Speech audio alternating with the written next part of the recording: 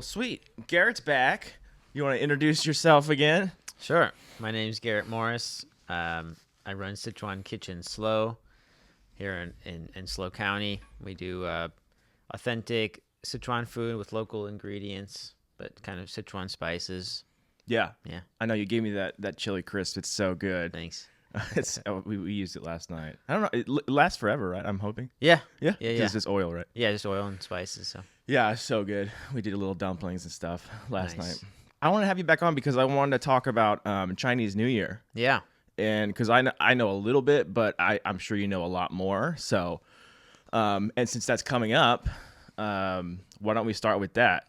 At least for Chinese New Year, why is it in the middle of or at the end of January?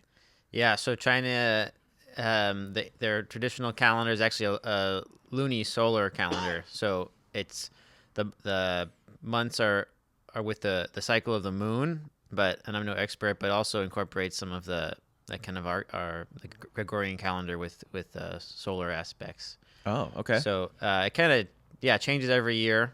It's not only based on the moon. Okay.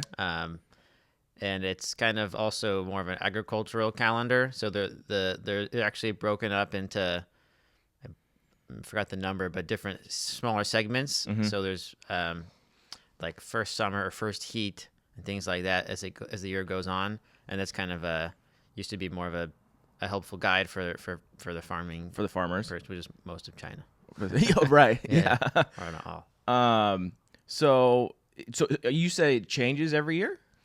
As far as the dates of the Gregorian calendar, so Gotcha. this year is January 29th is the first, but it changes every year. So sometimes it lands in February or late February. Mm.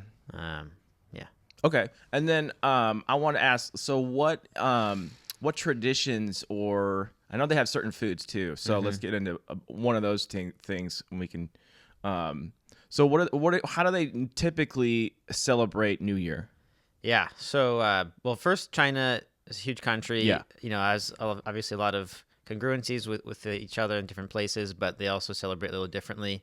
Yeah. And times are changing as well. So I was there for 2 different New Years, and it starts. The New Year starts on the no moon. The new moon. The new moon, and then the celebration kind of lasts for 15 days until the full moon, and that's and then there's a lantern festival when they light the lanterns. Yeah, I've seen those, which is beautiful. Yeah, and so in China, most people have at least about 2 weeks off. Actually, it's the biggest migration every year of humans in the world. Really? Because most of people in China live in a bigger city, but they come back for work, and they come back to their kind of hometown for the celebrating the New Year. So the whole country kind of shuts down, but also it's a big economic time, so there's a lot of business open and things being sold. But people will travel from the city they're working in into their hometown, and there's over 1 billion people there, so that adds up to a lot. It's such a crazy time to travel. Trains are pretty full, but they prepare well, and people come back. And some people get off sooner. My wife, her father works in Xinjiang, which is far western China, and it gets really cold there, and he does some construction, so they kind of have 3 months off. So 3 months off? Yeah, it's too cold. It's pretty snowy for the winter, so he'll come for 3 months. So some people have different times of travel, but for the most part, it's those 2 weeks. Mm-hmm. And then once you get into your old village with everybody, they kind of just take turns and go to different family unit houses. So we'd host people at my wife's house, and then we'll go to her aunt's house, and then another aunt's house, and then someone else's house, and you just spend 1 or 2 days at each place and kind of rotate, and they just kind of make the plan according to that. Yeah, just there's no rhythm to it. They just kind of choose depending on maybe someone's home or this or that schedule or whatever. Yeah. It's almost like the opposite of what we do here, right? Everyone wants to like check out New York or go to a big city and have a big party. Yeah. Whereas like China's doing the exact opposite, getting away from the big cities. Yeah. I mean, I'm sure the big cities have a big party too, but yeah, most people go back to their village home. Yeah.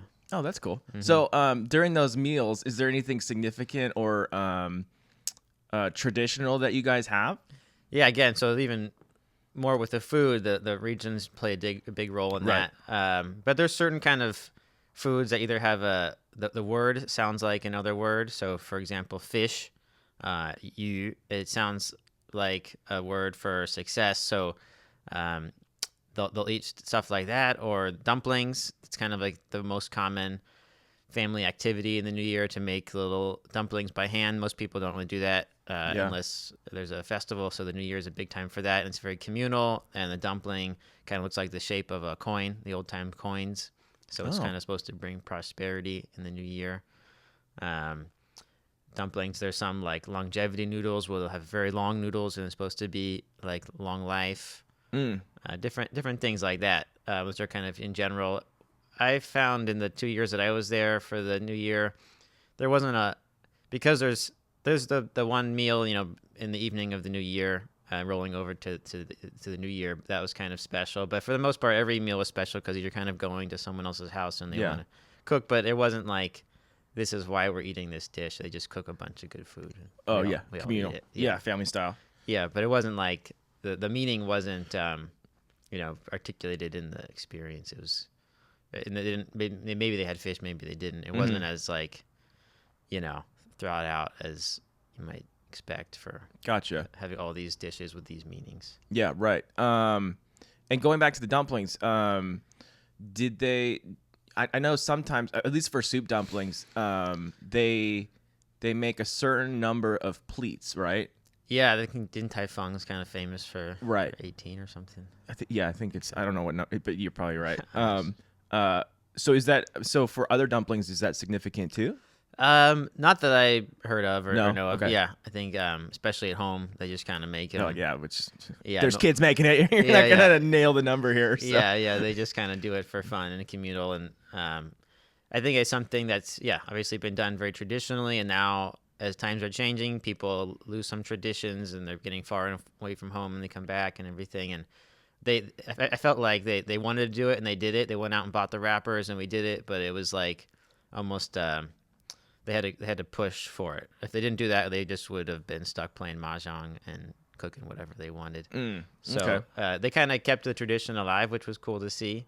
But they had to make a little effort. It wasn't like a seamless. Yeah, right. We're making dumplings. It was like a couple people were pushing it. So do they?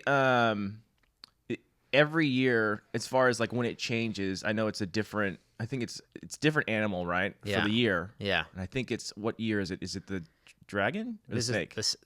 We are in the dragon. We're going to the snake. That's right. Yeah. Is there anything like different for when they switch over? Like you said, we're going to the snake. Is there anything significant about the snake as far as like going into the new year? Yeah. Every animal has kind of their own characteristics, and they predict the year will be that year or something like that. So the snake is kind of elegant, transformative, it's losing its skin. Oh yeah. And kind of wise. So it's a good year, good look year. Oh, so okay. So the snake will be a good year, huh? Yeah, every year is kind of a good year for different reasons, though. Maybe perhaps they usually say when it's your year, so the year you're born, every 12 years repeats. Yeah. It's kind of a tougher year, but in a good way. But it can be a little bit challenging for you. So every 12 years, your year comes around again. Your animal year. And you said it's kind of a hard year for whatever animal that is, whatever year it is. For that person. Yeah, so if you're 12, 24, 36, 48, right, 60. What do you know why that is, or just because it's your year? Yeah, you're like, you time to get tested or something. I don't know. Yeah, I'm not sure. But yeah, that's what they say. So, but yeah, we're going into the year of the snake, right? Yeah, I'm not a snake. I think I'm a rabbit. Nice. It was a couple years ago, I think. I'm a monkey, so I got a few Nice. years to myself. Oh yeah, until it comes back around for you. Yeah. There's a cool story about how the animals. Oh yeah. Let's hear it. Came to be. So there was this kind of important figure in China, Jade Emperor, and this was kind of when China was, way back when, kind of a half maybe true, half kind of just mythology, but he decided he wanted to know how old he was, so he decided to create a calendar, and he had all the animals compete in this race and to see who in the top 12 would have a year named after them. And the first one was the rat. He kind of tricked the ox to carry him across the river and to the race, and the rat kind of jumped ahead and won, and the ox was second. And then they kind of have all these stories. The dragon, who would normally have won, he's known for he helped a village and helped all these people and animals along the way, so he ended up getting fifth because he was so helpful and gracious to other animals. And the snake, he kind of wrapped his body around the horse and was able to slow the horse down, and he got sixth. So he was able to slow the horse down. Yeah, I mean, so he was before the horse. He was before the horse. Okay. Yeah. So there's different. There's the order's the same, but people kind of have slightly different variations of the story. Okay. But anyway, he beat the horse and came in sixth place. Then the horse. Right. And then the rest of them, kind of have their own way of cross the finish line. Oh, okay. So that's really interesting. So I guess I wonder why he chose all the different animals. Do you know why? Well, they were all the animals were in the race. So it's whoever won. Yeah. First 12. Yeah. They say the reason cats and rats don't get along because the rat tricked the cat, and some people say it was across the river and he pushed the rat pushed the cat into the water. Or I also heard that he tricked the cat into thinking the race was the next day. So the cat didn't make it. Cat's not one of the 12. Oh. But that's why the cats and rats don't get along, because the cat tricked the rat. No, the rat tricked the cat. Yeah, because the cat's not on it, huh? Yeah, At all. Yeah. Didn't make the cut. Oh my gosh. So, yeah. That's so cool. But most of them are real animals. Except the dragon. Yeah. Yeah. And the dragon, of course, China, very, very big. This year was a, very auspicious year. Actually, well, China, like a lot of the world, is having problem making more babies, basically. Right. But I heard when the dragon was coming up, I heard that this would have been a good year for making babies because people want their child to be the year of the dragon. Oh, really? That's what I heard last year. I just came to my head again. I don't know if it's true, but maybe it was a good year for we'll see, I guess. Yeah. Oh, that's interesting. Because is that like the best year to be born in? At least as far as that culture goes? Yeah, I mean, I don't know if people really actually waited for the year of the dragon to have a child, but the dragon is very powerful and auspicious, so in some ways could be you could say the best maybe, but I don't think people really consider it too much. Okay. Yeah, you just heard it. You're like, oh, maybe they want to be a dragon, maybe not. Yeah, I mean, maybe if it was like a month or two later, or maybe they're a year. I'm sure some people might have planned it that way, but I don't think it was a significant difference. Gotcha. Okay. Well, that's really interesting. I didn't know that about the animals and that whole story. Yeah. And that's been going on for a long time then. Yeah. Yeah. Yeah.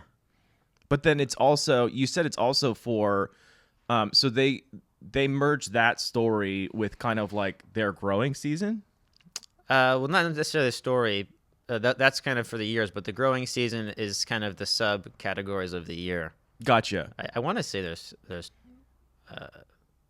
maybe even 24. It's shorter than our month. It's like every 2 weeks it changes. Oh, okay. Yeah. Okay. Yeah. And that's like different like temperatures or weather. Yeah, mostly it's like the coldest time of the year, the hottest, and different things like that. Yeah. Okay. So let's go into like what's happening for our community here and what we do. I know last year was a big celebration. Yeah. But what are they doing this year? I know we talked about it a little bit off air, but why don't you go through kind of what San Luis is doing for the Chinese New Year? Yeah. So we have our whole list of activities, but we'll get that in a minute. But kind of more broader picture. So the big Palm Street Festival that happened last year is going to be toned down a little bit. Last year was the Alui's 150th anniversary, so they went big. But they're still doing something. So it's going to be on January 30th, Thursday, 6 to 8. It's kind of part of the farmers market. Oh, it is. So they're going to extend it up to Palm Street there in front of the Alui store. There's going to be a couple booths, not as many as last year. So they're shutting off, what is that, Choro? Yeah. Churro up churro across the palm. Yeah, it's already kind of shut off so the cars don't come down Right. to Higuera. So they're just going to extend it, and they're going to close a little bit in front of the store. And In front of the mission. yeah, there's going to be some performances and food booths and stuff like that. Okay. And you're cooking. Yeah. We've started normal farmers market this year. So every Thursday we're there, but we're gonna move our booth up to the Chinese celebration On palm? Yeah, for that day. Yeah. Nice. And then there'll be booths. Are you having a booth, or is it something else? Or Yeah, we have a booth, kind of some food. Still thinking about what to make. oh yeah, you haven't made a menu yet. Yeah, last year was absolutely crazy. There were so many people. We sold out of dumplings like 6 times. We just had to keep on going and get more. And then my mom came, and it was. She was cooking. She was helping me, yeah. And then luckily, Hotel SLO was very kind to me. I was able to go over there and start cooking. Oh yeah, 'cause right. I think they didn't want us to have flames at the market, so I had a little induction burner, but it was not enough. Oh to right, keep yeah. up. So anyway, so I don't think it'll be as busy. I hope it'll be busy, but it's not. Last time it was Saturday. It was the whole day. Right. Really pushed. So but it'll still be fun. And Louis is still a part of it, somewhat. Yeah. They've kind of organized they're gonna get together all the booths and everything. Nice. Yeah. Is there any? I mean, it's part of the farmers market, but is there any parade, or is there anything like that? I think last time there was like some dancers and stuff. The lion dancers will probably be there. I haven't heard too many of the details, but I'm sure they'll be there for that. Yeah, and there's going to be, I know Jen with NRET is going to do a little tea ceremony, kind of traditional tea ceremony there. And last year we did this kind of, me and a couple other chefs in the area did a little Chinese food talk, conversation panel. But you're not doing that this year, though. They didn't mention it. Yeah, I think it's going to be a little more low-key, but I'm sure there'll be some performances. Usually the Cal Poly Chinese Student Association or some of their Asian clubs on campus do a couple performances. Oh, nice. Yeah. So that like dances or something? Or Yeah, yeah, I think so. Some drums and stuff. Mm-hmm. Nice. And then yeah, go ahead. there's other events, too. I know the Oriental Market on Monterey. Oh, yeah. So they do, every year they do a big event. I believe it's on the February 1st. Or 2nd. I know they just announced that. I just saw that. Yeah. It's on the weekend after the Chinese New Year or Lunar New Year, and then Cal Poly Chinese Student Association is going to do their New Year banquet. Last year we cooked for them, which was really fun. But it's like 300 people. It's a lot. Yeah, it was our biggest event ever. And this will be our second biggest event ever. You're like, oh my gosh. But they help us with some volunteers, and it's fun. We try to. Yeah, I think in the past they just kind of did a little plate, like fried rice and 2 dishes or something. We try to make it a little more family style with like 7 or 8 dishes and a little more festive. So we just kind of volunteer our time and put that together, and that's open to the public. Okay, yeah, I was gonna ask. It's really, didn't really know what to expect last year, but I was very impressed. But that's on Cal Poly campus somewhere. Yeah, you have to buy a ticket. There's about 300 tickets but it's a really amazing event. The Lion dancing team rather is there, and other performances, and they just do a lot of fun. Where is that? Stuff. It's on Cal Poly campus, but where is that? What building is it in? It's in the MAC Center. The MAC Center. Okay. Yeah, but if you go on Cal Poly CSA Chinese Student Association, their website, you can buy. I think the tickets are just going up. So. Oh, okay. Nice. Yeah. So, but you're working there. Yeah, we cook it offsite and we bring it over. Nice. Yeah. How is that process? Like, how complicated is that for you to cook for that many people? It's logistically pretty complicated. Yeah. Last year was fun, and I luckily I took a bunch of notes so I can improve this year. Especially with so many dishes, right? And it's nice that it's family style, so it's not like you're plating. Right. I mean, you're not plating 300 plates. Right. But there's like 10 or maybe even 20 tables, and they all have to get each dish.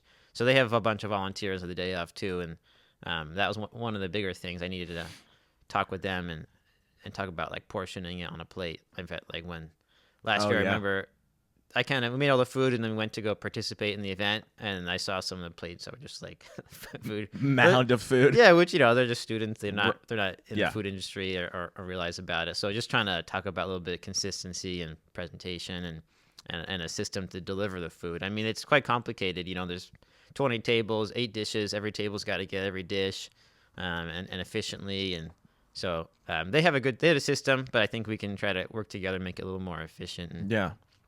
Yeah, when I was doing weddings, we did. So I worked for a Korean photography company down in LA, and that's exactly what happened. I mean, I wasn't doing any of that, but there was like 500 people, and they all had a plate. Yeah. Yeah. And it was like a well-oiled machine, like the coordinators and the caterers, and I'm like, man, these 4 people are just cooking all day for these people. Yeah, or many days. It takes a lot of prep. Yeah. And I'm still getting used to it and learning a lot. I had my somewhat of a nutrition and food cooking kind of more scientific training at Cal Poly. I was studying nutrition, so a lot of food classes, cooking classes there. But I never really worked in many restaurants. I helped out some caterers and done that quite often over the years, but I never really had the training to do it all. So I just kind of learned by doing. Yeah. Trial by fire, man. Yeah, trial by fire. I mean, that's a lot of food and a lot of people to coordinate. Yeah.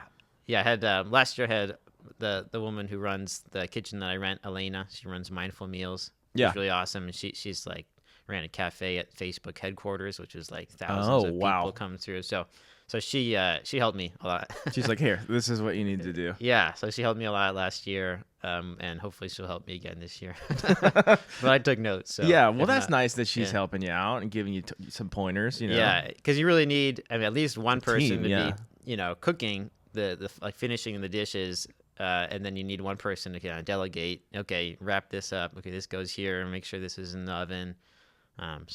Because you also cook at Hotel SLO on Tuesdays, right? Yeah. Did I get that right? Okay. Yeah. But that's a little different than. Yeah, that's You're just kind of doing your own thing. Doing my own thing, and it's not 300 people. True. But as far as like there's like hotel staff and restaurant staff there. Yeah, they're an extremely well-oiled machine. So I kind of just plug in, do my dish, put it on the table. They gave me the ticket, I put it on the table, and they know where it goes and everything. Gotcha. Yeah. Okay. And Monday night we do our takeout, which is just us in our commissary kitchen, and that can get a little technically challenging as far as people coming and times. And we get a lot of pre-orders, but we also take walk-ins.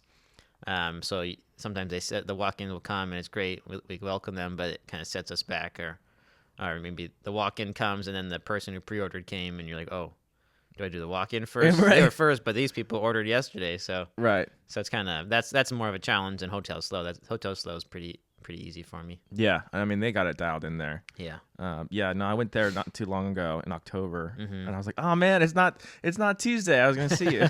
Yeah. So normally we've been on the rooftop for a year, but because it's so cold this year, we moved down to Piadina, the casual restaurant. Right. Every Tuesday night. Every Tuesday night. Yeah. 4:30 to 8 or so. Nice. Yeah. And that's going well. Yeah, it's fun. Piadina's been busier. I think a lot of people were just afraid of the cold, and reasonably so, off the rooftop. So since I moved down, it's been a lot busier. It's been good. Yeah. Fun. It's so much. It's fun to prep in they have a prep kitchen for both restaurants there. Yeah. And Tuesday the Ox and Anchor is closed, so it's relatively quiet unless they have an event. So sometimes the chefs will come, Chef Ryan or Andrew, and I get to talk with them and work with them a little bit, which is great. But it's nice to have that whole kitchen. Yeah, you're like, usually to myself. Do your thing. And yeah. They have a combi oven. It's an oven that can steam and roast and do different things. So it's very expensive and a very nice oven. But it's nice we're going to do like bao buns or anything steamed. You can put them on sheet trays and throw them in the oven rather than trying to take off baskets and stuff. You can just do them on a flat surface. Yeah. So a baking sheet or something. Yeah, it makes it much more efficient. So it's fun to just experiment over there. So going back to what you're prepping for, does that kind of determine what? I mean, it obviously does, but like what you're gonna plan on cooking as far as like, hey, I need it to be done by this and X, and it can't be too complicated, right?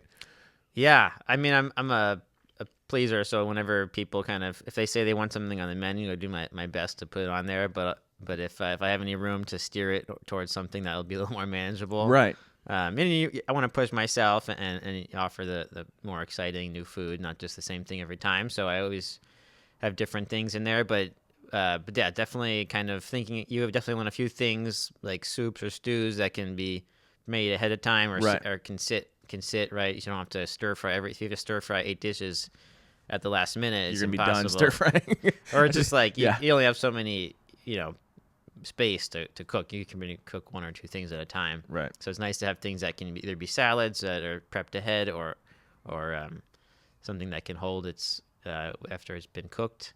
And then also just some people when they say what they want, I can kind of just see it. It's not a very balanced menu. Maybe it's too heavy or there's not enough vegetables or something like that. So I try to, I don't want to tell them what to order, but kind of guide them through that process. And sometimes people don't know most of the time. They're not cooking for 300 people. Yeah. Yeah. It's the same with any of the other profession, like photography. People are like, let's go to the beach, and I'm like, at noon. I'm like, no. Yeah, but you just got to kind of guide them and be like, let's do it later, or So. That makes sense. Yeah, definitely. All right. Well, what do you have coming up this year? Like, what's your plan for this year? Because I think last time we talked, you said you guys were leaving for a little bit after Chinese New Year or something, or before. Well, we went to China. Oh, that's right. In August for 3 weeks. My mom had been there. My dad had never been. So but none of them had met my wife's family. So we went and saw them for a few days, and then just did kind of took them around China. It was a lot of fun. It was really beautiful. August is very hot in China. Is it humid? Yeah, very humid, depending on the place, but mostly very humid and very hot, and also very busy, which we didn't expect because it's kind of the school's off, and a lot of people take their family and travel in August. So I wouldn't go back in August. Yeah, but it was a great trip. It was a lot of fun, a lot of good food, a lot of good inspiration. I took back 2 or 3 luggages of spices and things. Really? Yeah. Nice. You're like, hey, mom and dad, you're carrying some spices for me. Yeah, I had. We went shopping a day or 2 before we flew out, and I had bought 10 pounds of Sichuan peppercorns. Oh, nice. And I had them in my dad's hotel room, and every time you open the door, it was just like a waft of. It smells great. Yeah. But it's kind of this like floral, Sichuan peppercorn. Yeah, you're like, I'm getting all this stuff before. Yeah. That's hilarious. And they don't have an issue with any of that coming over here, do they? No, I think spices, are fine if you get into the meats categories and things. Yeah, you don't want to be carrying meat anyways. Yeah. So, they have like a lot of smoked and cured meats in China, but yeah, those things I think are a little, more regulated. Right. So you got stocked up on your Sichuan peppercorns. Yeah, but we're actually going back again right after the New Year. We had a wedding here, my wife and I, but we never did anything in China. So they're gonna have they're gonna organize a wedding for us, which is nice. I don't have to do too much. Oh, they're gonna do it, huh? Yeah. Pretty much. Well, Nice. we're not there, but weddings in China are quite a ordeal. Oh yeah. So normally there's a party at the bride's house or bride's family, and then a separate party at the groom's family. Maybe a few of the bride's. The main core family will go to the grooms, and there's kind of 2 ways. There's one way you can do it in a banquet hall, but most people, especially at least where my wife's from, they do it kind of in a village wedding, and they go pretty nuts. So traditionally, people from all over the extended family would come, and there wasn't transportation, so they'd have to walk maybe a day or maybe even 2 to get there. So they feed them in the evening, and there's kind of the celebration.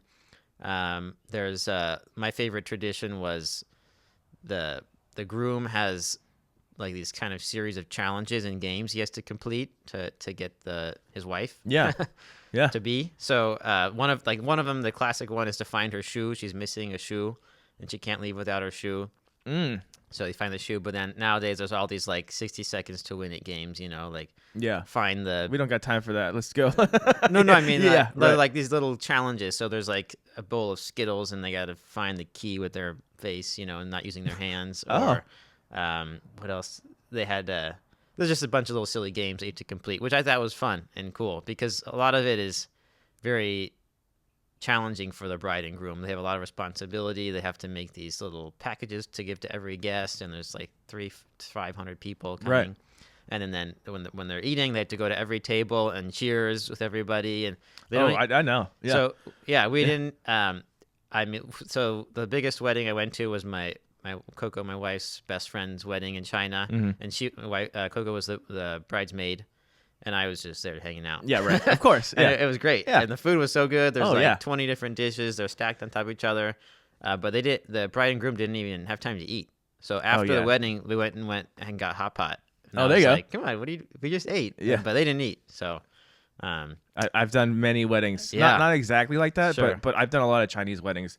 And they didn't do any of the games, but it was a lot of like they dressed in traditional clothes and they did the tea ceremonies. oh, cool. And everyone had like the red envelopes Yeah. that they gave out. And, Yeah.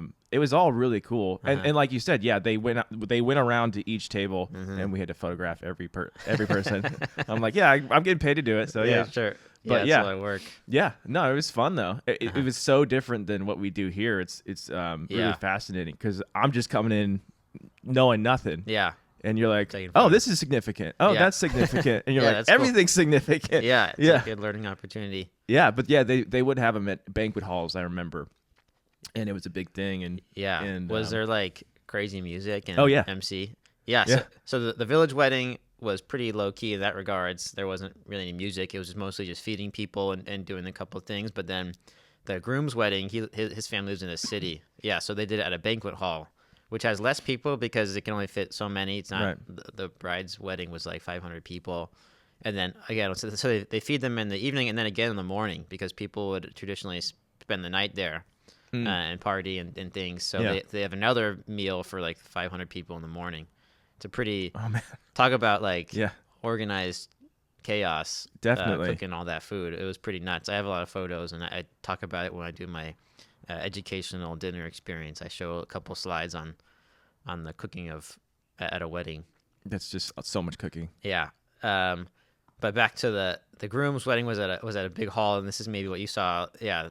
It was again a lot of food, but it was almost like a techno, WWE like announcer. It was just like this epic music and lights flashing, and the announcer was like super dramatic, and then it was very overwhelming. Oh yeah, no, you're like, okay, I'm ready to be Yeah. done with this. But it was exciting, at least to see once. Oh yeah, no, I did quite a few of those. Yeah. And they would, I don't know if it was Chinese specifically, but they would have someone from the one of the guests. They would perform, and I remember this one lady. She sang, and it was like amazing. And you're like, oh my gosh, like this lady, is she like a professional singer? And they're like, no, she's like a banker. Yeah. And you're like, okay, I'm a loser. Like, Yeah. Yeah. You're like, she's amazing. She's so good, and she's just like, yeah, I did that as a hobby. Yeah, I don't know if it's Asia or I'm sure, because in Nepal too, a lot of people would be like, oh, I don't want to sing, I don't want to dance, and then they kind of push them to do it, and they're amazing. You're like, but that's every single person too. Yeah, It's like exactly. everyone is pretty talented. I think they're just it's more embraced in the culture. It's a little more kind of pushed or accepted, or just everyone dances and sings there. Yeah, but I'm like, no, there's no way this lady is not a professional singer. And Yeah. they're like, no, she's like a banker or whatever. I'm like, what? Yeah, it was. I was like, wow, okay. Yeah. Well, I don't know what we're doing over here, but Yeah. but yeah, they were really fun. So yeah, I worked for a Korean photography company, so they did not only Chinese, but Sure. all the we Yeah. did like all the Asian weddings over there, especially in we're near Koreatown. Uh-huh. So we did Korean, Chinese, Vietnamese, Cool. Japanese, all of them. Awesome. And it was all different. Yeah. They were all completely different. Uh-huh. And I was like, I can't keep straight some of this stuff. But yeah. Do you get a special like staff plate food? Yeah. We kind of snuck meals call it? whenever we could. Vendor feel. Yeah, the vendor feel. Yeah. And we were in a back room somewhere in a dark Nice. back, and we kind of swapped out. Yeah. Which one was the best food? Oh man, which one was the best food? It's It's hard to. yeah, I'm trying to think what we did. Yeah, I mean, I like the Asian weddings more than the other weddings, just because it was like, you could it's either steak or chicken. Yeah. Whereas like, the ethnic weddings, you're like, I can get noodles and I can get dumplings and I can get whatever. Yeah. It's just the whole array. different. Uh-huh. Yeah, because it was like family style too. Yeah. So, sometimes it was a buffet and you just get what you need, but. Mm-hmm. Yeah, any of those really. I mean, they were all great. And Yeah. I'm like, yes, food's gonna be good. Yeah. Not just chicken. I mean, I got tired of chicken. Sure. It was I like, bet. I mean, it was cooked well, but I was just like Yeah. something else. You know what to expect. Yeah. So that was really fun. So for the wedding over there, are you gonna dress up in the traditional? Yeah, I think so. I think nowadays most people sometimes they even have like the more Western dress. So Yeah. white for the woman and a suit and tie for the man. Actually, I think that the male usually just always kind of wears suit and tie now. They might have a red thing that they wear too. Yeah. I'm staying out of it. Oh yeah, okay. Well, I I don't. mean, I'm not that I don't want to. I just yeah, Coco and her mom She's is got it. kind of taking care of it. she's got it. Yeah, the biggest thing for us, my wife's vegetarian, and she doesn't want to have meat at the wedding, which has been a challenge. I mean, I'm all for it. I think it's great. Our wedding here was a vegetarian potluck, and it was nice. It was amazing. It was a lot of fun. But in China, it's like it's more complicated. People kind of expect, really nice, fancy, not fancy, but meat. It's Protein kind of somewhere. yeah. That's kind of how they celebrate. It's the more luxurious food.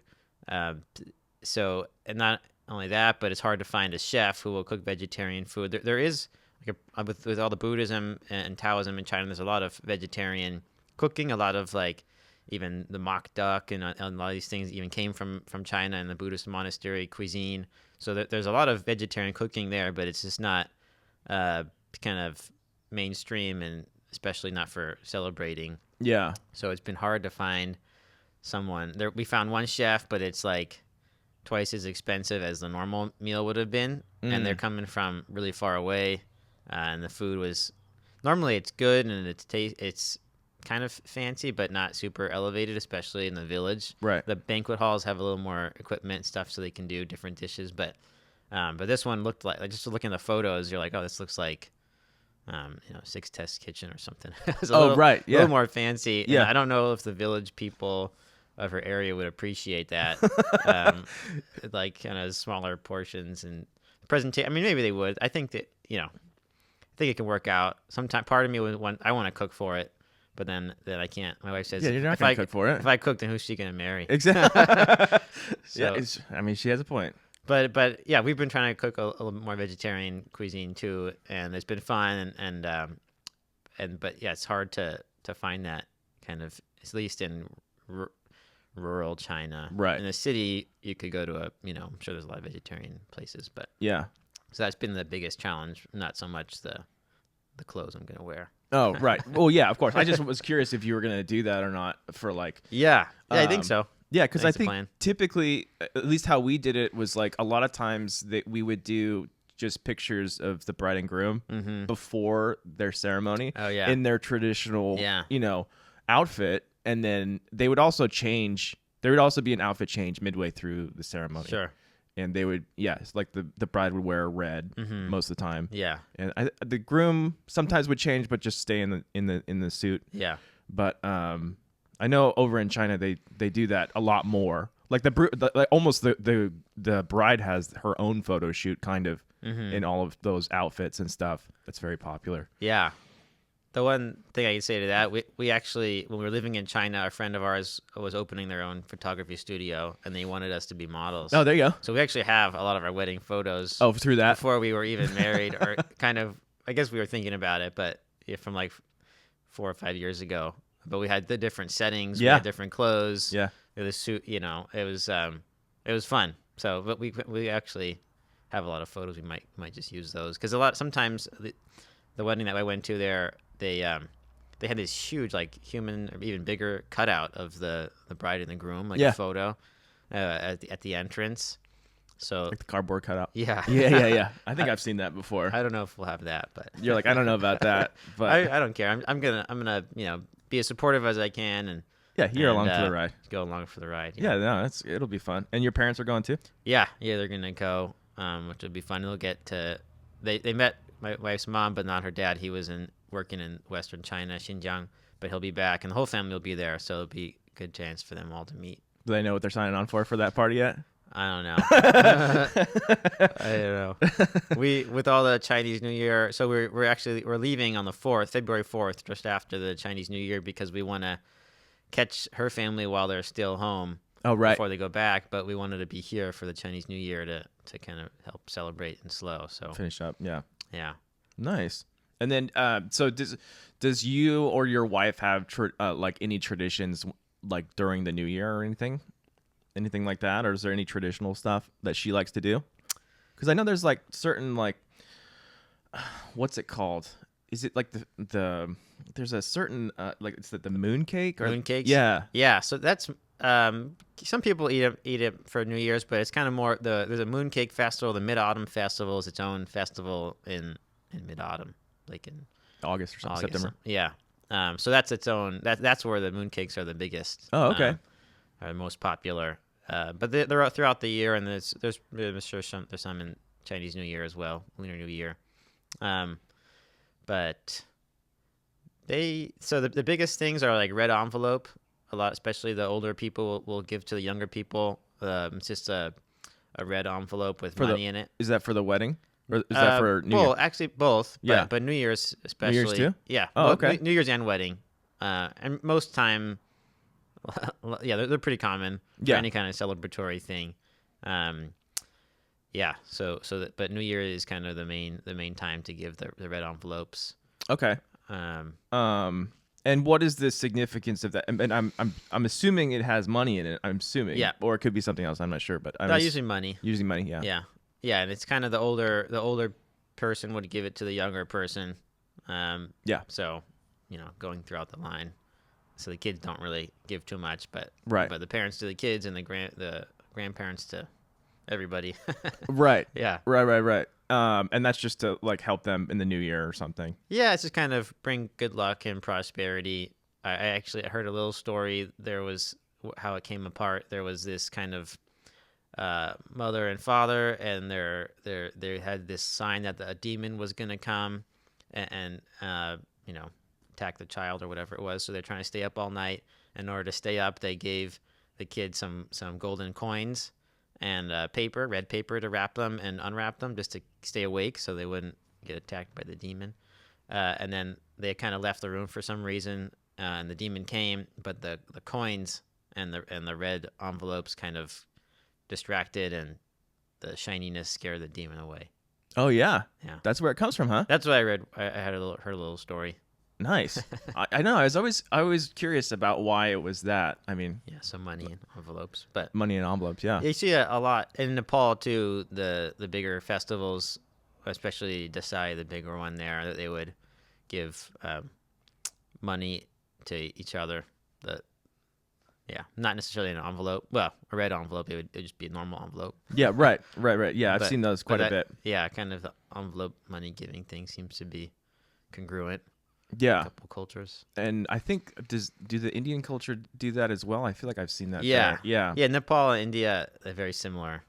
Yeah, I've done quite a few Indian weddings as well, and that's a whole other thing. Yeah. And they're so much fun. Yeah. I'm like, oh man, can we just do this instead of like this is so much fun. There's like a horse and there's an elephant and like they're fighting off the sisters and wow. Yeah, it's a whole week thing and we do henna and wow. Yeah. It's so fun. That's fun. Yeah. Yeah, Nepal's like a little toned back from that. Yeah. But it's kind of Nepal, every way is a little toned back from India in my experience. But there's all these colors. But still cool. Yeah. Yeah. Yeah, very festive, a lot of dancing.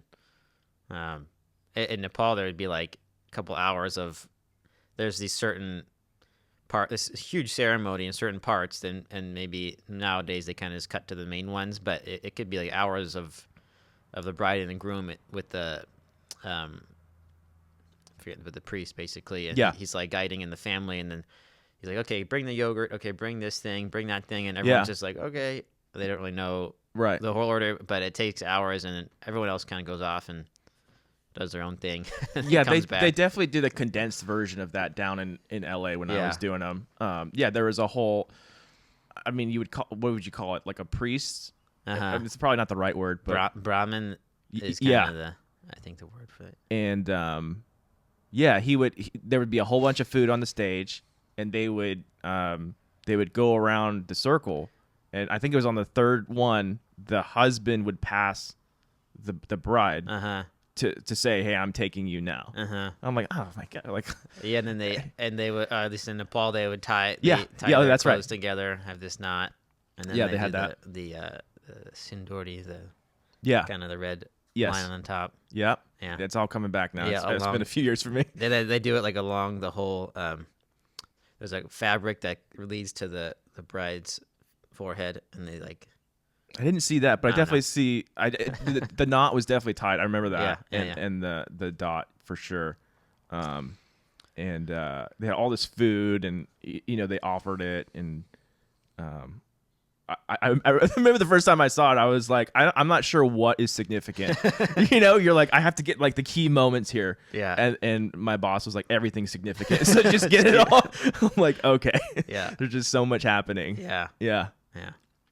So we'd all be on headphones like and wired in. He's like, okay, they're gonna pass. Like, make sure you're at this right angle. And yeah, it was fun. Cool. It was fun. Yeah, that's really interesting. Learn a lot about the different cultures that way. Oh yeah. I mean, I'm like, we're doing it wrong in the West here. I mean, everyone's having a better time than us. Like, it's really what's going on. Yeah. Yeah, a bunch of speeches and that's about a bunch of drinking. Drinking, and I guess you could dance. Yeah. And then they had a bunch of dancing, and I just loved it because we did a bunch of them down in Huntington Beach, and there's a guy who did it traditionally, and we would be at these like 5-star hotels, but they'd be beating drums and horses.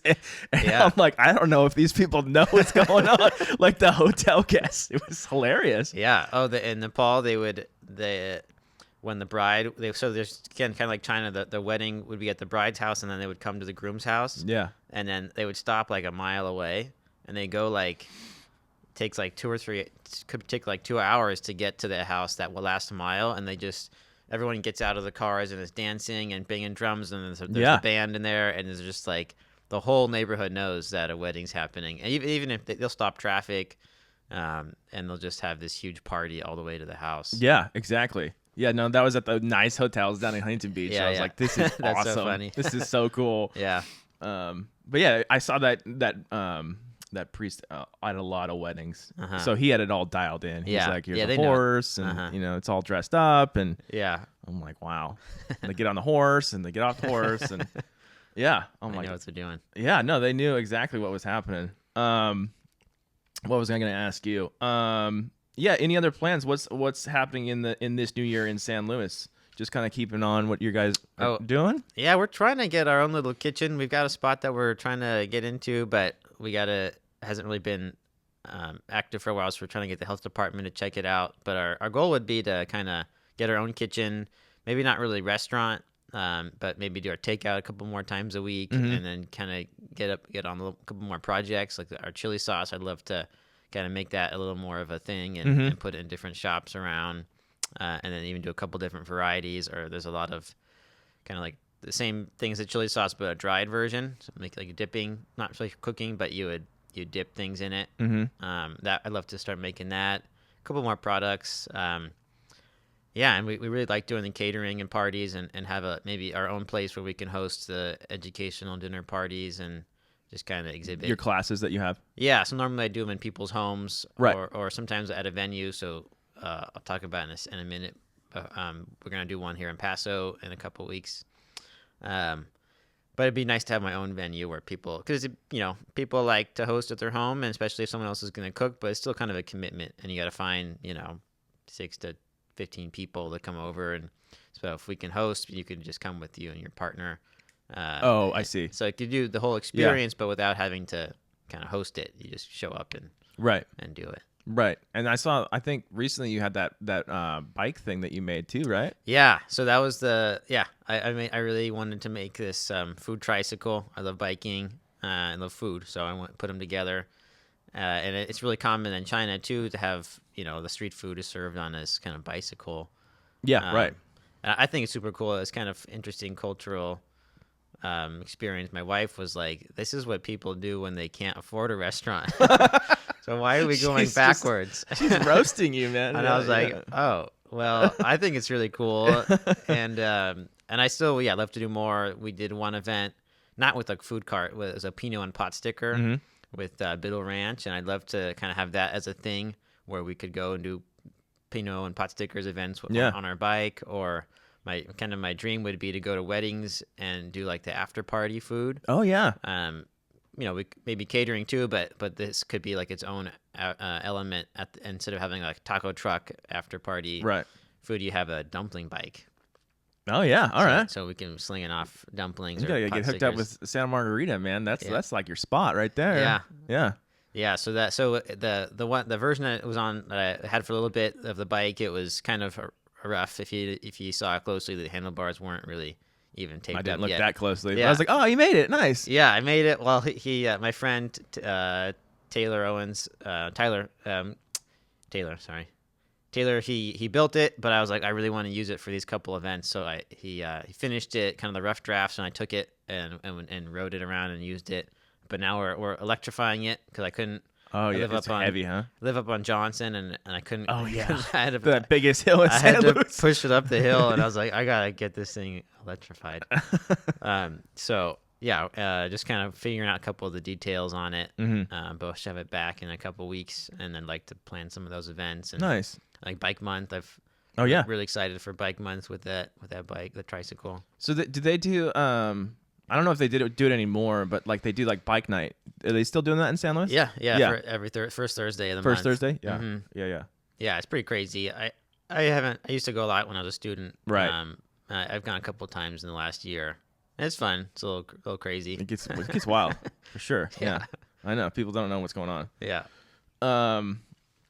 Oh, what was I going to ask you? Do you experiment with any kind of like pickling stuff? Do you like make your own pickles and stuff? It's funny you ask. So I kind of do it more of on a need to do basis. For example, if I have a ton of cabbage or daikon radish left over, then I'll pickle it. Nice. So a friend of mine just gave me like, I don't know, 20 pounds or more of cabbage and carrots. So I made some kind of like Sichuan version of kimchi. Oh, okay. And it's really good. I've been eating it a lot the last couple of days. So instead of the gochujang, you're using the Sichuan peppercorns? Yeah, I actually use I put a little Sichuan peppercorn in there. I actually use the Korean chili flakes. I find those to be available. I've got a good source with Daebu and Pismo, and they're not too spicy, so you can put a lot in there for a lot of flavor.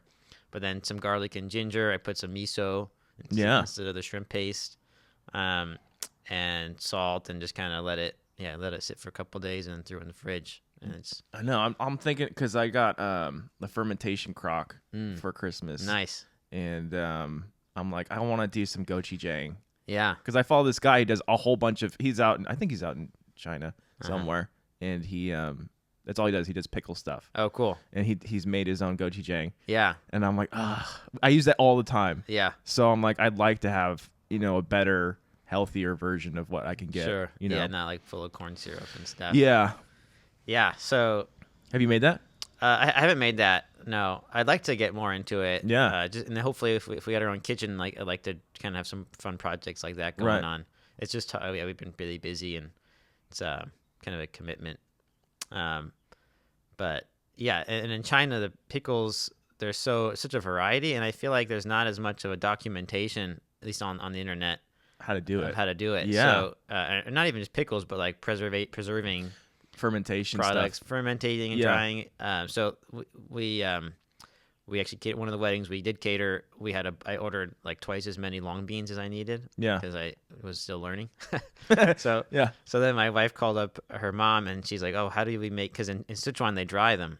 So I guess we found how the technique. You blanched them, and then we dried them, and then they end up being like these really like super thin, kind of fragile, dried beans. Yeah. But then you rehydrate them and you put them in a stew, and they're just like nice bean noodles. They're so good. And just things like that. And it's hard to find, especially there's so many cultures and regions, not only in China but all over the world, that there's different preserving techniques that have been so valuable. But I feel like that is not as people don't have the space or the accessibility of a lot of it in the cities, so it's kind of, I feel like, hasn't really transferred on as much as and as well as like how to stir fry something, the more cooking recipes. Right. Yeah, because it takes patience and like a little bit of technique, right, and time. Yeah, and space. It's got A little bit of space, yeah. Yeah, to dry all those things. But you can do smaller batches here. But I think people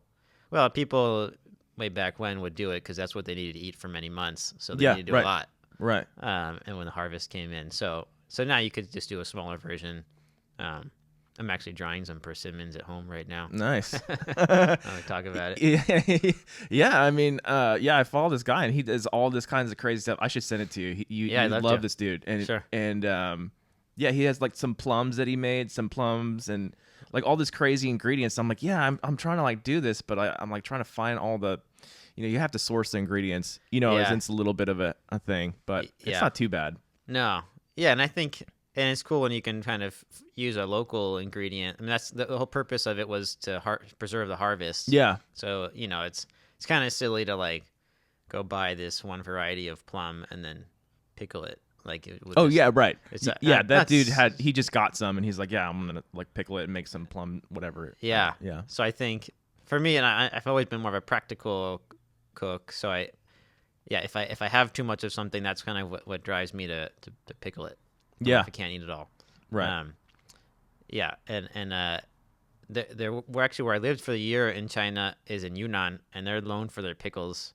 And I've been trying to kind of figure out some more recipes from the pickles that we had there, but it's pretty tough to find, as I was saying. Yeah, it's kind of hard. Even like I mean I knew what gochujang was, but I didn't know. I was like, how do you make that thing? Yeah. And then he's like, oh, it's super easy, and then it was not super easy. I'm like, I got to get all this stuff, and like you got to get like malted barley, and you're like, oh my gosh, like is this what goes into it? Like this is crazy. Well, a lot of those things are more readily available. I'm sure in Korea. Yeah, people aren't making it. Yeah, they're just like, we'll just get a can of it. And no, I mean just like malted barley is probably a lot easier to come across in Korea, or especially maybe where they used to make it. Things like that. And I think that's kind of often why they're in that product because they had a lot of it. Yeah, it could be. Yeah, you're probably right. And he's like, I cooked down glutinous rice. I'm like, glutinous rice? Like, where do I get that?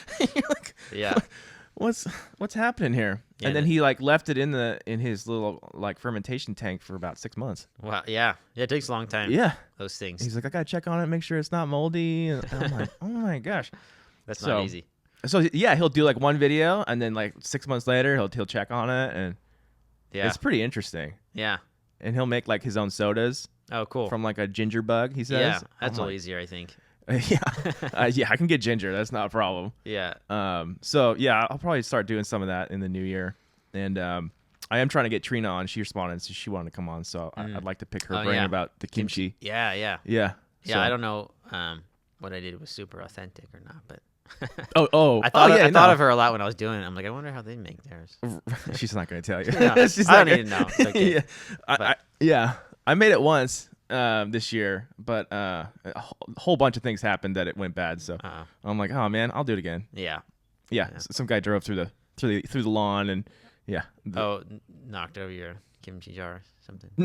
No, I just had to unplug everything and I see. It was just like by the time I remembered, it was all bad. So. But all that stuff is like super interesting, and it is, they do have a lot of pickles that they utilize, and sometimes, like you said, it is hard to figure out what those recipes are. Yeah, and they're hard to source, and they're kind of like what makes some of the dishes really unique and delicious. Exactly, because I mean, we'll use that gochujang probably more than sriracha. Mm-hmm. At least in my house. Yeah, I love this stuff too. It's good. It's I make barbecue sauces out of it all the time. Yeah. All right. What else you got going on? Anything other than obviously you got the Chinese New Year stuff coming up, but anything other than that coming up? Do you think? Yeah, our Chinese New Year week is pretty busy. Let's see if I can remember everything. January 24th. Friday, we're doing a noodle making class at Shindig Cider. Kind of start off the celebrations, and then the next day on January 25th, we'll be up here in Paso at the Old Creek Commons co-housing. I don't know what that is, but okay. It's I think it's off of 46. I haven't been there, but I got a friend who kind of runs some things there, and we're gonna do a kind of a public Sichuan dinner experience there. So you can buy tickets online on our website. So that's that day, and then that's Saturday.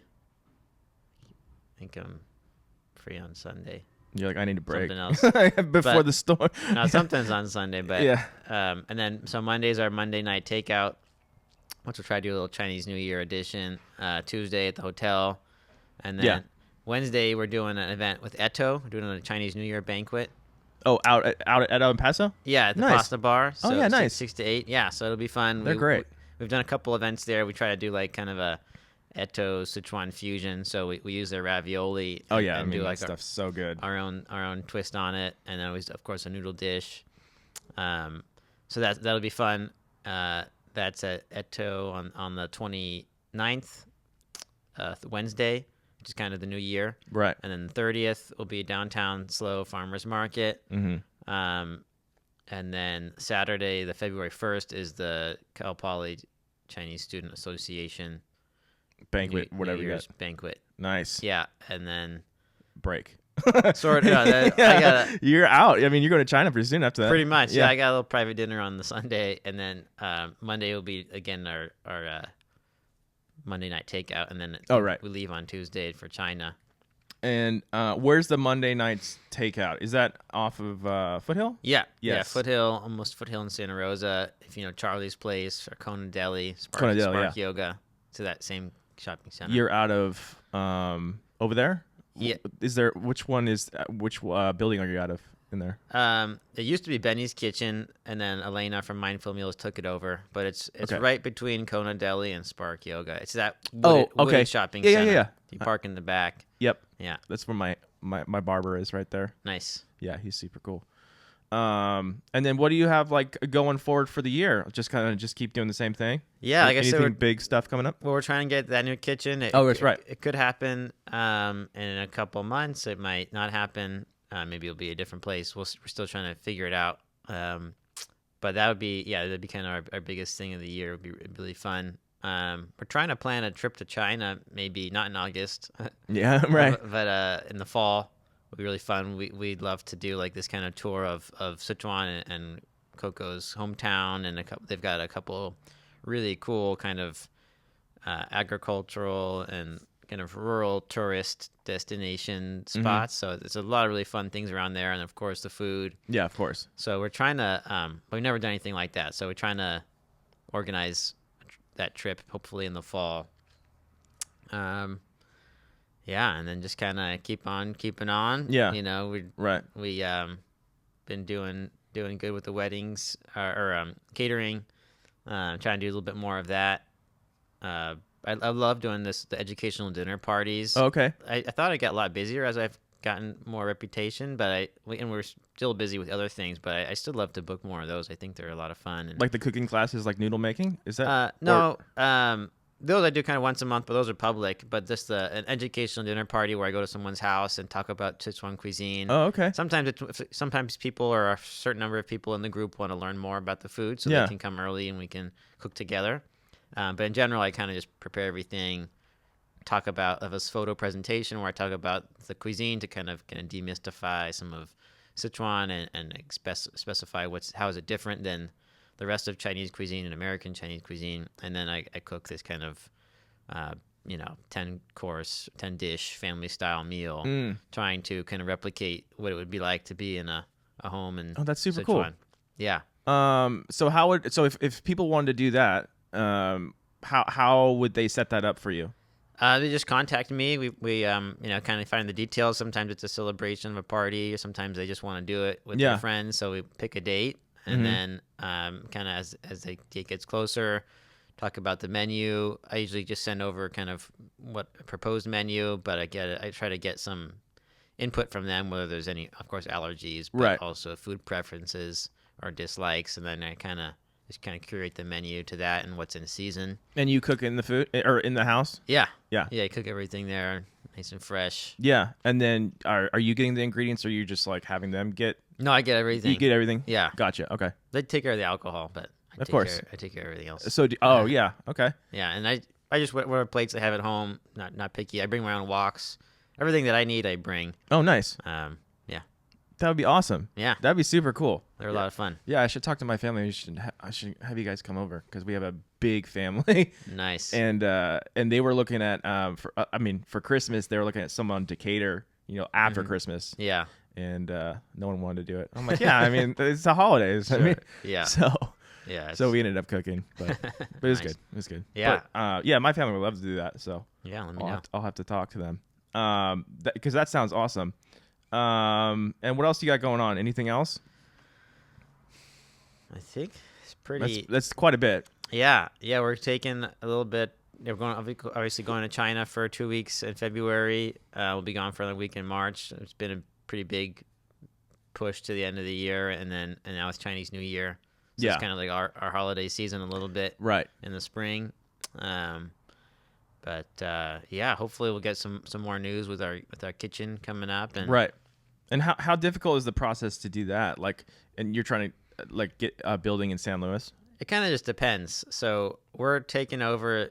It'd be this cooking school. So because it's a cooking school, it hasn't been like a catering. We're not opening a restaurant, but so it's the health department, and they have all these different kind of categories, and it kind of also depends on the inspector too. So right. There's a lot of questions, and until you kind of go through, at least start the process, then they start to get answered. So we're trying to start it this week or so. Yeah. I've been talking about it a lot, but now in the new year, we're trying to move forward and see what we can do. But it kind of just depends. Sometimes you're just taking over an existing kitchen, so everything's already running there. Right. Sometimes, like in this case, there's a lot of variables, and it was a cooking school, but we'd like to do that, a lot of more classes as well, but we're going to be doing catering too, so I'm going to make sure it's passes. Like a different health code process? Yeah. Yeah. So it can be challenging, especially, with all the permits and things. Right. So it really just depends on what the space is like. What they come up with. Right. Mm-hmm. Yeah, I mean, there's so many empty buildings in San Luis. It's kind of sad. Growing up like there, it was all full with local businesses, and now it's a little different. Yeah. It's kind of a bummer. Yeah. Yeah. So we're open to provide one more local business. Yeah, of somewhere. course. Exactly. Maybe not downtown, but in the vicinity. Yeah. I mean, there's Cal Poly students that are all over the place. So I mean. Yeah. Yeah. Yeah. But then sometimes I think we're pretty happy with our kitchen right now on Foothill. But it's just hard because you share it with a lot of people. There's not a lot of space for the ingredients and everything, so it's hard to expand. But yeah, I'm sure it'll work out. I'm sure you'll find something. Yeah, we're doing fine now. So if you have to stay this way, that's cool. But it'd be if we can kind of have our own space and expand a little bit, that'd be awesome too. And then, is there anything coming up as far as like seasons go that you would particularly cook? Because I know last time we talked, you were talking to those farmers, and they were growing some specific. What was it? The celery. Yeah, Celtis. Yeah, for you. Yeah, so farmer Nathan with Aviator Acres is still growing that for me. Sometimes it can grow it all year. There's different varieties that can grow year long. But as a brassica, it's the winter is a little bit better. It's a little slower growth, so the stalk can get nice and beefy. So he's got another round of that ready for me in a couple weeks. But I've just been enjoying also just taking whatever local produce is available and kind of Sichuan Chinese-ifying it, if you would. Totally. And I think that's, might not be the vegetable you would have found in China, but the technique and the idea even of using what's locally available in a season. Right. And just kind of using the flavors and techniques of maybe even a similar vegetable in China. That's where I find that very satisfying because using local produce in its freshest, but also it's tastiest and most healthy for your body, but also taking it and kind of presenting it in a way that would be more common in Sichuan. Right. So I just I think chayotes are in season now, or at least the farmer I work with, he's got a bunch right now. Blosser Urban Garden. And that's actually similar to Celtis, where it's kind of this kind of crunchy, almost cucumber, but maybe a little less water. Okay. Have you ever had a chayote? They look like the prickly pears. Oh, okay. I know what a prickly pear is. Yeah. Well, prickly pear, I think, is actually cactus thing. Yeah. But this is not. It grows on a big vine. Oh, okay. And it looks like a pear, and it is prickly, but it's smoother skin, and the inside is kind of like a less watery cucumber. Okay. And you cook with it in Nepal. It was also really popular. It's kind of like the first foreign vegetable I had there, new vegetable rather. Anyway, so I'm gonna use that as kind of like a celtis would be. So I'm making some kung pao shiitake mushroom this Monday. Nice. I'm gonna cube that up and throw it in there. Nice. So so talking about Nepal food, have you been cooking a little bit of that at all?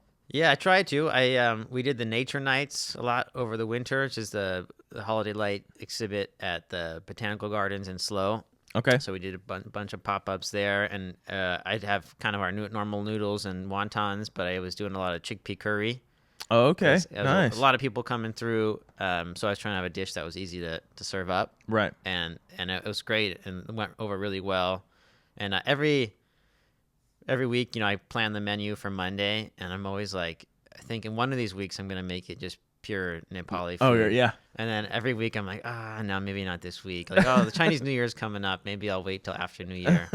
So, I almost did it this week, but it also, I kind of have, the menu I use is, or make is 8 different dishes. So I do a salad, which I change every week. And then we always have our wontons, and then 2 noodle dishes, the dan dan noodle. And I've been doing a jajang noodle, which is like a thicker soy sauce based sauce, and then do mapo tofu every week, and then I change 2 other kind of dishes. They don't have to be stir fry, but kind of family style dish, and then rice and as a combination option. So I kind of really only change 3 of those every week. Right. And even that, trying to plan what vegetables are in season, what have I not done in a while, or what's new. It's a lot of work to think up every week. Oh yeah. Even just with the 3. So I was like, oh man, if I got to change everything.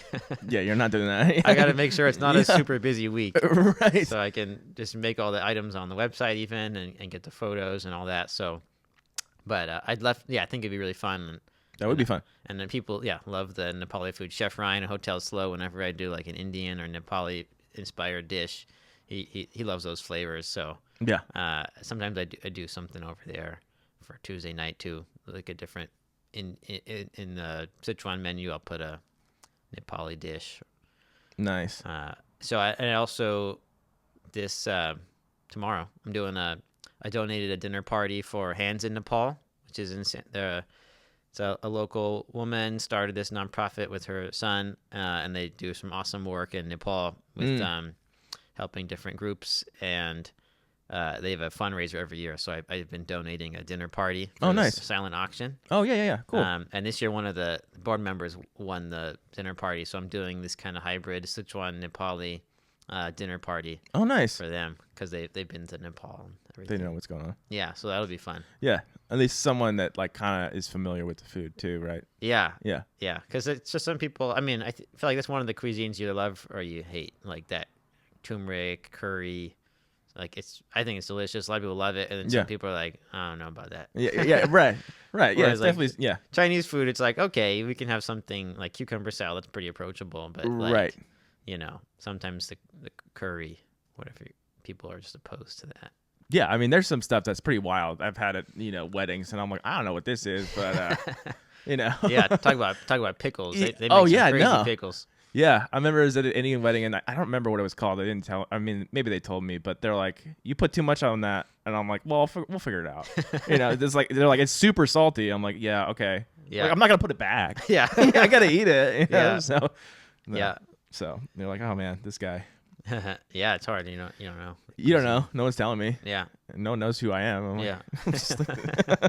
It's fun though. I like it. Yeah. It's the only way to learn. Yeah, exactly. Get to this beautiful thing about the world is very diverse, and get to learn about different things and experience. Yeah, definitely. And all the foods, like, oh man, I don't know what this is, but let's go. Like, let's, yeah. All right. Anything else you want to add before I let you go? I'm sure you're a busy guy and you got things to do. Yeah, I wanted to excited about the Chinese New Year. Yeah, and talk about that and share our schedule. But I think pretty much covered everything. I guess one closing bit. Sometimes I remember last year this time, I said like, "Oh, Happy Chinese New Year" or something about Chinese New Year, and someone was like, "Hey, you can't say Chinese New Year, say Lunar New Year." Oh. And I was like, "Okay, I don't know. I mean, I want to respect everybody, and because it's not only China that celebrates this new year, Okay. but it gets. I watched some other video on it too, and it can get really complicated because technically it's not even a Lunar New Year because it's China. It's a solely lunar calendar. It kind of was originated in China, but or maybe that whole region, Asia, kind of spread out from China. A lot of people, if you go back far enough, people say. So it gets really complicated. My argument was, well, if I'm cooking for the Chinese Student Association or presenting it in a view from China, then I think it's safe to call it Chinese New Year. Sure. But if you're kind of addressing it as the holiday in general, maybe Lunar New Year is a little more inclusive because it's not just Chinese. Okay. So I think just sometimes, even in talking today, I said Chinese New Year and I kind of went back to Lunar New Year. For me, I mean, I think people can get really caught up in the details and Sure. it's more about celebrating. Yeah, I mean, I don't know. So I mean, but you don't want to be. I could see if someone was from a different culture that celebrated it, they might not call it Chinese New Year. Okay. Wherever they're from. Sure. So yeah, I don't know, something to think about. Yeah, I mean something. Yeah, to look into, and for sure. Yeah. Well, that's good to know too. Definitely. Yeah. Because I have no idea. So. Yeah, I think people kind of just throw the two. Chinese New Year, Lunar New Year, just exchangeably, but and think in some ways I think it's fine. In some ways, it can be offensive to somebody. Oh, yeah. I mean, hopefully not, but I mean, yeah. Well, you never know. I ran across it last year. So gotcha. At the big celebration. Yeah, or just posting in social media. People like to comment. Yeah, people like to comment. Trust me. Yeah, which is fine. Yeah, that's all good. But I want to be respectful. And, sure. Yeah. So. No, we're not trying to offend anybody. We're just trying to, enjoy it. Yeah, and educate people about what's going on in different cultures, and that's really what is it. Because it's great. I mean, I think it's awesome. Yeah, so. Me too. Yeah, I mean, why not? All right. So you'll be at Farmers Market on. What do you want to say? Chinese New Year, Lunar New Year? Yeah, both. I think they call it Lunar New Year. Lunar New Year. So cooking away. Yeah, because they got different Asian clubs and organizations coming too. So gotcha. We'll be there. Yeah, January 30th, Farmers Market, 6 to 8, but up on Palm Street. Yep.